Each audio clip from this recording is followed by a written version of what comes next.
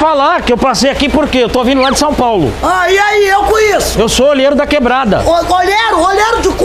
lá. Não, querida, deixa eu te explicar. Entendeu? Aí, ó, meia no chão, sua casa tudo zoada. Zoado é o c... Você tem que pintar isso aí. Me dá o dinheiro pra eu pintar. Ó, querida, eu tô vindo de São Paulo. Meu, mas você é E bocuda, aí, né? amigo, tá na minha porta. Tá batendo na minha porta por quê?